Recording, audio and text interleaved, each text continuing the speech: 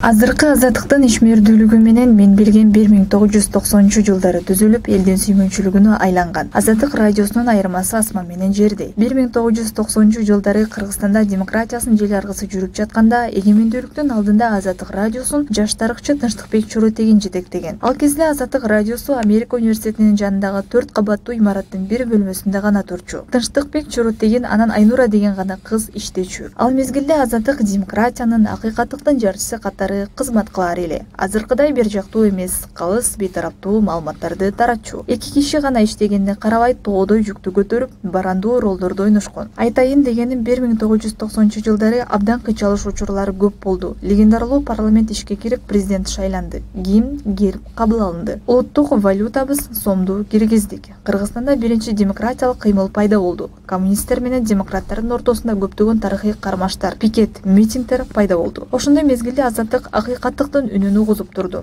Кыскасы Акс окуясындагы түрдүү катмардын үнүн элге жеткирип турду. Токтогулдан камалганыбызда Жаркын Темирбаева деген эжебиз бүт маалыматтардын баарын берип турду. Тынчтыкбек Чоротегин, Нарын Айып, Кас Мулдакасымовдор жетектеп турганда Азаттык радиосу тууралуу бир дагы туура эмес пикирлер, калыстыктан тайдың деген дооматтар айтылган эмес. Революцияларда дагы калыс чагылдырып, Азаттык акыйкаттыктын жарчысындай таасир калтырчу. Азыр Азаттыктын кеңсесине барсаң, журналисттердин, техникалардын көптүгүнөн, офисинин чоңдугунан башың айланат. Студиялардын баары келишкен, акыркы үлгүдөгү жабдуулар менен жабдылган. Бирок баягы чындыкты айткан, акыйкаттыктын жарчысы болгон Азаттык жок. Америка конгрессинен каржыланган үчүнбү, кыргыз бийлигине кийлигишкен. Американын таасирин ишке ашырууга аракет кылган материалдарды даярдап калышты. Азыркы Азаттыктын жетекчиси бир жактуулукка жол берип жатат. Журналисттик иликтөөлөрдү жүргүзүшкөнү менен ор койгон чоң катачылыкка жол берип жатышат. Объективдүү, кылыс, бейтараптуу деген принциптерден четтеп кетти.